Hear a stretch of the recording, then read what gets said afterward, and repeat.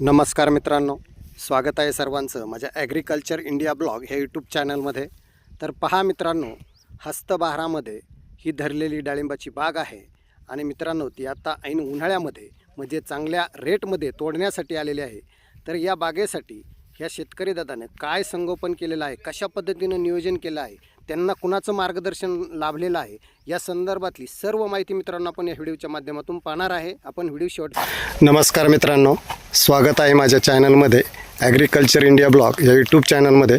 तर पहा मित्रांनो, आपण एक डाळिंब बागायतदार शेतकऱ्याच्या प्लॉटवरती व्हिजिट देण्यासाठी साहेब आलेले आहेत आणि त्यांच्याकडून जाणून घेणार आहे या शेतकऱ्याने आत्तापर्यंत कोणत्या प्रकारचं बागेमध्ये नियोजन केलेलं आहे या संदर्भातली माहिती आणि साहेबांनी त्यांना काय मार्गदर्शन केलेलं आहे या संदर्भातली माहिती आपण सगळी या व्हिडिओच्या माध्यमातून पाहणार आहे. तर त्यासाठी मित्रांनो आपल्याला व्हिडिओ हा शेवटपर्यंत पाहायचा आहे आणि नवीन असेल तर चॅनलला सबस्क्राईब करायचं आहे.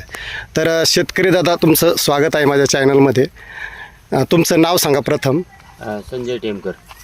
तर तुम्ही आता हा बाग कधी धरलेला आहे? 30 सप्टेंबर. तर बाकीचे आता तुम्हाला एक प्रश्न विचारतो की मी आता बऱ्याचशा बागामध्ये पाहिलं की कुणाचीच सेटिंग झालेली नाही, पण तुमचा बाग हा 100% चांगल्या प्रकारचा सेटिंग झालेला आहे. तर तुम्ही काय इतर शेतकऱ्यांसाठी सांगसा, मग तुम्ही काय नियोजन केलेलं आहे? हे साहेबांचे जे फॉर्च्यून ॲग्रो कंपनीचे जे औषध आहेत त्यापैकी गेल्या वर्षापेक्षा यंदा माझा बाग आहे ना चांगल्यापैकी सेटिंग झालेलं आहे. कारण मी गेल्या वर्षापासून भरपूर कंपनीची औषधं वापरली आणि यांचे जे कंपनीची जे औषधं आहेत ते वापरल्यामुळं आणि खालून बी बऱ्यापैकी सोडल्यामुळं चांगला खूप रिझल्ट आला आणि त्याच्यामुळे बाग चांगल्यापैकी सेटिंग झाला. आणि आता बी दुसरा डोस पण त्याला भरलेला नाही, फक्त वरून जे लिक्विड खत आहेत त्याच्यावर चाललंय आणि त्याच्यावर साईज येत चालली. सेंद्रिय खतांचा काय वापर? स्लरी वगैरे फक्त वापर चालू आहे. स्लरी किती वेळा सोडता तुम्ही बरं? म्हणजे 15 दिवस 8 महिन्याच्या अशा प्रकार? 8-15 दिवसातून स्लरी सोडतो. तर सर्व तुमचे किती झाड आहेत? 1000 झाड आहेत. 1000 झाड आहे. बरं, आता याला तोडायला तुमच्या अंदाजे किती टाइम लागू शकतो? 15 मे पर्यंत बाग तोडायला येईल. साधारणपणे काय व्यापारी वगैरे आलेत बागेमध्ये? 1-2 येऊन गेलेले आहेत. काय त्यांचं काय म्हणणं आहे? त्यांचं म्हणणे अजून बाग तोडायला टाइमच. सध्या आसपास काय बाजारचे रेट चालू आहे काय माहीत? 150 रुपयापर्यंत 200 रुपयापर्यंत चालू आहे. तर पहा मित्रांनो, चालू वर्षी हस्तबहार या सीझनमध्ये पाऊस आणि वातावरण चांगलं नसल्यामुळे बऱ्याचशा शेतकऱ्यांच्या बागा ह्या फेल गेलेल्या आहेत. परंतु काही असे तुरळक शेतकरी आहे का त्यांचे 100% बागा सेटिंग झालेले आहे. तर त्यांच्यासाठी जे नियोजन लाभलेलं आहे तर ते म्हणजे आपले साहेब. तर तुम्ही साहेब काय सांगसान बरं? आता प्रथम तुमचं नाव सांगा. नमस्कार, मी Abhijit Jondhale, fortune agro biotech Spain तसेच plant pro science private limited या कंपनीचे प्रतिनिधी. ज्यावेळेस आपण टाकली या गावामध्ये फॉर्च्यून ॲग्रोची ट्रीटमेंट चालू केली होती त्यावेळेस आम्हाला अनंत समस्या आल्या की सर तुमचे खतं मागे असं आहे तसं. बरेच शेतकऱ्यांनी आम्हाला थोडंसं बाजूला ठेवलं बा तुमची खतं मागे म्हणून. पण पुढं चालून आम्हाला असे काही शेतकरी मिळाले की ते आमच्याबरोबर काम करायला तयार झाले आणि तयार झाले इथपर्यंत ठीक. पण आम्हाला तिथून पुढं निसर्गाने बराचसा त्रास द्यायला सुरुवात केली. दर महिन्याला पाऊस पडत होता, निसर्गाचं ते पावसाचं चालू झालं होतं, पण सेटिंगच्या काळामध्ये ज्यावेळेस फ्लॉवरिंग फुल उमलायचा टाईम आणि ब्लॅक थ्रिपचा अटॅक वाढला, त्याच्यामुळं सुद्धा सेटिंगला भरपूर प्रॉब्लेम येत होता. या सगळ्या संकटांवर मात करीत आज शेतकरी ह्या स्टेजला आलेला आहे. तुम्ही आज पाहू शकता फळाची जी साईज आहे की आत्ताच 300, 350, 400 प्लस साईज निघालेली. इकडं पण म्हणजे ॲव्हरेज साईज जरी आपण आज जर बघितली तर 200 प्लस साईज आज या प्लॉटमध्ये, टेमकर सरांच्या प्लॉटमध्ये. सांगायचं मुद्दा एकच आहे सर, मी मागं पण सांगतोय, आज पण सांगतोय, निधून पुढं पण सांगत असणार आहे. PGR वापरण्यापेक्षा तुम्ही अन्नद्रव्याचं व्यवस्थापन प्रॉपर ठेवा. अन्नद्रव्य म्हटलं की जसं आपण खायला घरात चांगलंच खातो, आपण काय घरात खराब खात नाही, तसंच आपल्या शेतीला पण देताना अन्नद्रव्य ही चांगलीच दिली पाहिजे, ती पारखून घेतली पाहिजे. कोणत्या कंपनीचं कसं येतं काय येतं या सगळ्या गोष्टींचा अभ्यास आपल्या शेतकऱ्यांनी केला पाहिजे. नुसतंच आणलं मार्केटमधून आणि दिलं सोडून असं न करता ती सगळ्या कंपनीची माहिती घेतली पाहिजे. युट्यूबला किंवा गुगलला जाऊन कंपनी कसे उत्पादन करते, तिचे मॉलिक्यूल कसे, या सगळ्या गोष्टींचा अभ्यास केला पाहिजे आणि त्यानंतरच आपल्या बागाला सोडलं पाहिजे. कारण तुम्ही जर अन्नद्रव्य देताना जर चुकलात तुमची क्वालिटी, क्वांटिटी, वजन सगळ्यालाच तुम्ही मुकतात. त्याच्यामुळं माझं तुमच्या यूट्यूब चॅनलच्या माध्यमातून सगळ्या शेतकऱ्यांना एकच सांगणं काम आहे की दादांनो, अन्नद्रव्य व्यवस्थापन प्रॉपर ठेवा. ते जर प्रॉपर ठेवलं, साईज, क्वालिटी, चकाकी, कलर, शायनिंग ह्या सगळ्या गोष्टींना तर चांगला रिझल्ट मिळतो. पण प्लॉट हा रोग प्रतिकारक क्षमता पण प्लॉटची वाढते. याचं ताजं उदाहरण हा प्लॉट आहे, कारण हा प्लॉट तेलाचा प्लॉट आहे. आज आम्ही पूर्ण फिरलो, आम्हाला 2च फळं तेलाची भेटली, पण ती पण ड्राय पडलेला होता. वातावरण एवढं घाण आहे, काल म्हणजे एवढ्या 2-3 दिवसात पाऊस चालूच आहे, दर 15 दिवसाला पाऊस अजून चालूच आहे. म्हणजे आज हा एप्रिल महिना आहे, आज 24 तारीख आहे एप्रिल, म्हणजे 24/4/2026 आज तारीख आहे. हा पावसाचाच पिरियड आहे. 15 दिवसापूर्वी पण पाऊस झाला, अजूनही आठवड्याला वातावरण चेंज होतं. या स्टेजला तुमचा तेलाचा प्रादुर्भाव खूप वाढतो. पण ह्या प्लॉटमध्ये अन्नद्रव्याचं व्यवस्थापनचा व्यवस्थित ठेवल्यामुळं रोगराईला जागा नाही.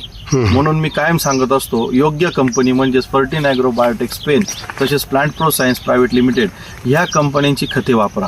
ही खते वापरली, ही चांगली खते, उच्च गुणवत्तेची खतं आहे. ही खतं वापरल्यानंतर तुमच्या प्लॉटमधली रोगराई किंवा झाडाची ताकद ह्या सगळ्या गोष्टी आपल्याला चांगल्या प्रकारे पाहायला मिळतात. आणि याचं लाईव्ह उदाहरण आज शेतकरी पण इथे, बाग पण आहे आणि फळे तुमच्या डोळ्यासमोरच आहे. की आज ॲव्हरेज 200+ साईज आहे. अजून तरी बाग काढायला किती दिवस टाइम असेल सर? अजून बाग 20-25 दिवस जाते. 20 दिवस तर नक्की जाणार. अजून 20 दिवस तर नक्कीच जाणार आहे. आज ॲव्हरेज साईज 200+ आहे. टॉप साईज जरी मोजली तर 700 ग्रॅम पर्यंत फळं असतील आपल्या प्लॉटमध्ये, असतील ना सर? नक्कीच असतील. तुम्ही पण बघितले सर की 700 ग्रॅम पर्यंत. आमचा अजेंडा एकच आहे की अजून आम्हाला साईज पण वाढवायची, प्लस कलर, शायनिंग, क्वालिटी पण वाढवायची. भाव कोणाच्या हातात नाहीये, तो आज एक आहे तर उद्या एक आहे तर परवा एक आहे, पण क्वालिटी पिकवणं हे शेतकऱ्याच्या हातात आहे. आणि जिथं क्वालिटी असन तिथं भाव पण चांगलाच मिळणार आहे त्याला. त्यामुळं मी परत एकदा तुमच्या युट्यूब चॅनलच्या माध्यमातून सगळ्या शेतकऱ्यांना सांगू इच्छितो की योग्य अन्नद्रव्याचं व्यवस्थापन ठेवा, रोगराई कमी राहील, PGR कमी वापरा प्लॉटला, झाडाची इम्युनिटी चांगली बूस्ट होईल. तर माझं एवढंच सांगणं आहे. तर पहा मित्रांनो, सरांनी चांगल्या प्रकारचं आपल्या सर्व शेतकऱ्यांसाठी मार्गदर्शन केलेलं आहे आणि चांगल्या प्रकारचा सल्ला दिलेला आहे. तर नक्कीच त्यांच्या ज्या कंपनीचं प्रॉडक्ट्स आहे त्या कंपनीच्या प्रॉडक्टचा आपण वापर करून आपल्या बागेवरती चांगल्या प्रकारचं तुम्ही क्वालिटी क्वांटिटी तयार करू शकता. तर सर खूप खूप धन्यवाद. तुम्ही खूप उपयुक्त अशी माहिती आमच्या सॉरी मी तुमचा थोडा विषय ब्रेक करतो. आता तू सांगू इच्छितो त्या संदर्भात पण की काही गोष्टी तुमच्या चॅनलच्या माध्यमातून आपण शेतकऱ्यांपर्यंत पोहोचवतोय तर ते चांगल्याच पोहोचवतोय, बरोबर. तर ह्या प्लॉटला आपण फर्टिन ॲग्रोचे म्हणजे बऱ्याचशा शेतकऱ्यांना पेज पडून व्हिडिओ बघताना की नेमकी काय वापरलंय बा, कंपनी कळाली, साहेब कळाला, शेतकरी कळाला, तुमचा चॅनल पण कळाला, पण प्लॉटला गेलंच काही नाही. हा म्हणजे आतापर्यंत काय वापर केला त्याच्या संदर्भात थोडी माहिती. तर आता या प्लॉटला आपण फ्लॉवरिंग स्टेजला अमीन कॉझे नावाची आपली एक ग्रेड आहे, फ्लॉवरिंग ग्रेड आहे ती, फुलकळी सेटिंगसाठी छान काम करते. त्याच्यानंतर आपण 12-40-6 फर्टिगेशन मधून खाली वापरलेलं आहे, ड्रिप मधून त्याला. त्याच्यानंतर कॅलिफॉस, त्याच्यानंतर तुमचं ब्लॅक पॉट 12-5-40, टॉप केल, अशी विविध खतं आपण याला वापरलेली. असं नाही की 100% आपण फर्टिनच वापरलंय, पण एक 70-80% पर्यंत आपण या प्लॉटला फर्टिन ॲग्रोची खतं वापरलेली. 10-20% आम्ही दुसरी पण खतं वापरलेली, असं काही नाही. पण हे का सांगू इच्छितो, थोडंसं यांच्याच कांद्याच्या प्लॉटला ब्लॅक पॉट फवारलं होतं. एवढी साईज झाली, अक्षरशः कांद्याची साईज होता कांदे फुटायला लागले. म्हणजे आपण जे सोडतोय ते खतं एवढ्या महागाचे विकत घेतोय आपण मार्केटमधून, त्या खतांचा जर रिझल्ट नाही आला तर काय फायदा ना. बरोबर आहे. त्याच्यामुळे रिझल्ट यायलाच पाहिजे. रिझल्ट यायलाच पाहिजे, कारण आपण एवढे पैसे देऊन आणतोय. आता युद्ध चालू आहे, त्याच्यामुळे महागाई वाढली, खतांचे रेट वाढले. मग या परिस्थितीत सुद्धा तुम्ही जर डोळे झाकून जर का आज मार्केटमधून खतं घेत असाल तर काही उपयोग नाहीये. तुमच्यावर कर्जाचा बोजा वाढणारच आहे आणि तुमच्या मालाची गुणवत्ता निघणार नाही. त्याच्यामुळं परत एकदा मी सगळ्या शेतकरी बांधवांना सांगू इच्छितो की योग्य कंपनीची खतं निवडा, जसे की फर्टिन ॲग्रोची खतं आहेत, आणि चांगले अन्नद्रव्य जर निवडले तर क्वालिटी ही तुमच्या डोळ्यासमक्ष आहेच आहे. तर सर खूप खूप धन्यवाद. तुम्ही अगदी उपयुक्त अशी माहिती आमच्या सर्व शेतकरी बांधवांना दिलेली आहे. त्याबद्दल माझा ॲग्रिकल्चर इंडिया ब्लॉग ह्या यूट्यूब चॅनलतर्फे तुमचं खरंच मनापासून अभिनंदन, धन्यवाद.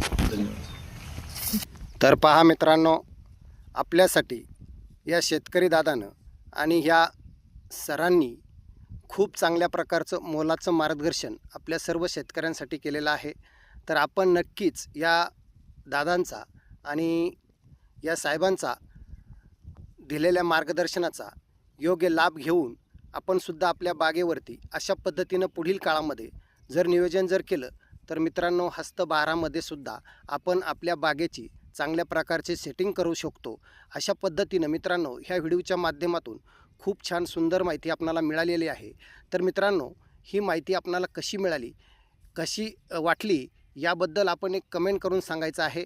आणि मित्रांनो माझ्या चॅनलवरती आपण नवीन असेल तर मित्रांनो चॅनलला सबस्क्राईब करायचं, जेणेकरून असे खूप छान सुंदर माहितीचे व्हिडिओ आपणाला पाहायला मिळतील. तर मित्रांनो आपण हा बाग कुठून पाहता तर मित्रांनो ते पण आपण कमेंटमध्ये सांगा. आणि माझा व्हिडिओ आपण शेवटपर्यंत पाहिल्याबद्दल खूप खूप धन्यवाद. जय जवान जय किसान.